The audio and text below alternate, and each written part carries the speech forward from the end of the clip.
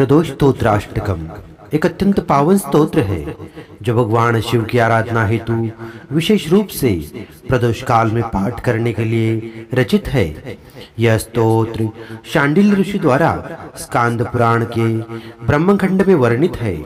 8 श्लोकों का यह स्तोत्र शिव भक्तों को शिवपद की प्राप्ति तथा सांसारिक बंधनों से मुक्ति प्रदान करने वाला माना गया है।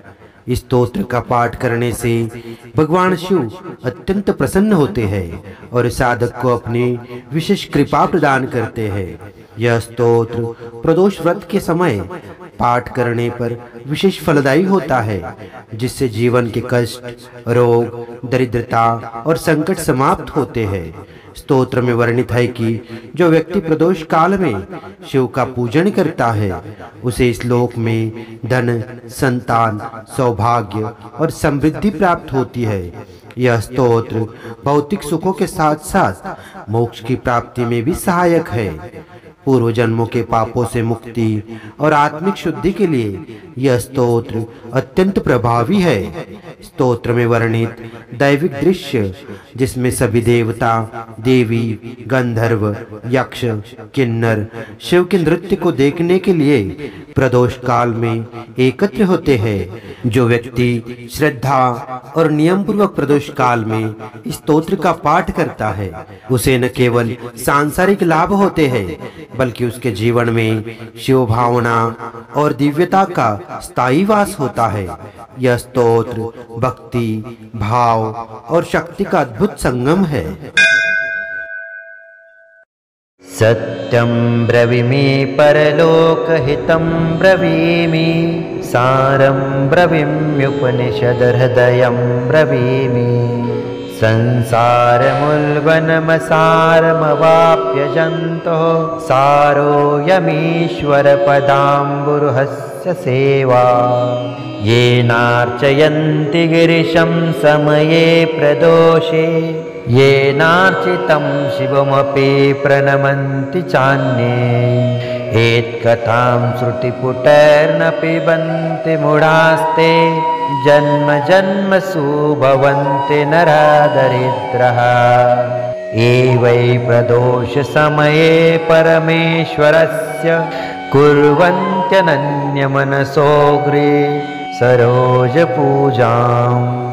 नित्यं प्रवृत्य धनधान्यकळपुत्र सौभाग्यं, सम्पद्विकास्तैहैव लोके।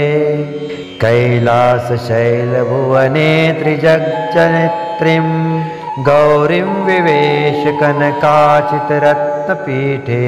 नित्यं विधातुममीवाश्चति शूलपानो, देवप्रदोषसमयेऽनुभजन्ति सर्वे।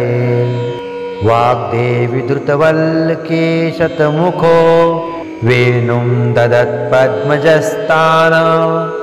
नेत्रकरो रमः भगवती गेयप्रयोगान्विता।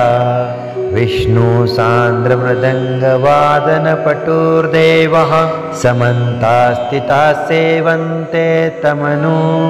प्रदोषसमये देवं मृडानिपतिम्। गन्धर्वयक्षपतगोरख सिद्धसाध्यविद्याधरां, रवराप्सरसां गणाश्च।